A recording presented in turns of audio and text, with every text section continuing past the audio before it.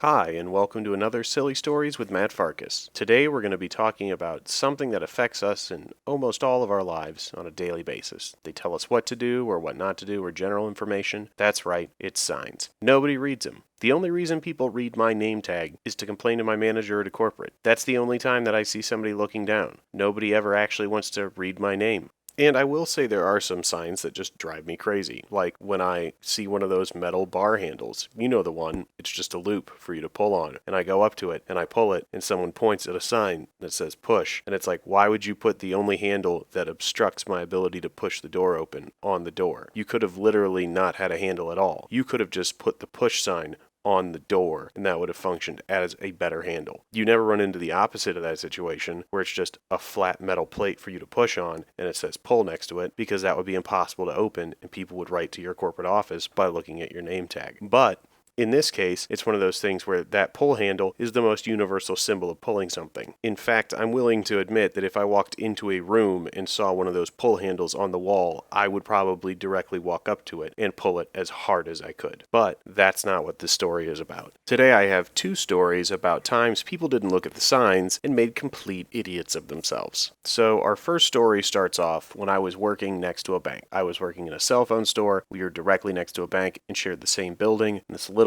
single parking lot where we were kind of on an island compared to a giant shopping center behind us. But the bank was on the left. We were on the right. One day, I was standing at work when my very commission-hungry coworker decided he was going to declare the next customer was his. This man walks in, looks around, walks up to the desk, and says, "I would like to open up a new account with you." My coworker was ecstatic because new accounts always paid more than upgrading accounts, so he said, "Fine, let's get your information." He got this guy's name, address, social security, all the stuff that you need to open up a cell phone account. And at the end of the entire process, he said, "Hey, you've been approved.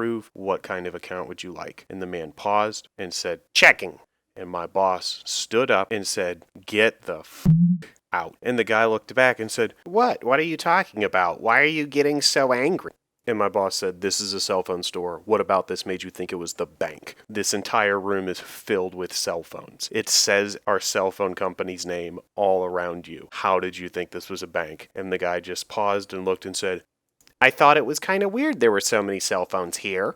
I was laughing incredibly hard when the guy left, and my boss was furious. The second time is a little different, though. I was working for the same company, but I was working at a different location in this massive shopping plaza. And from there, I was just, outside smoking a cigarette out front because it was winter and it was cold and sometimes the door didn't open, so you'd have to watch the front of the store. So that was the only place you could do it. And I look out in the parking lot and there's this old woman and she's wearing like a little chihuahua in a harness and she comes walking my way. So I'm wondering if she's looking to come in or if she's looking to go to the pet store that is gigantic down the way. She walks right up to me. I'm smoking my cigarette.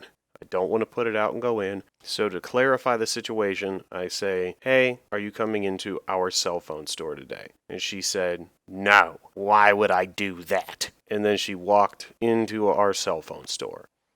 So then I had to put my cigarette out and come in and say, "Hi, welcome to our cell phone store."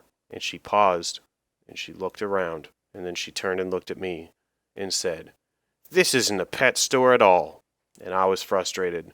So I said, "Look, ma'am, the pet store is 2 doors down.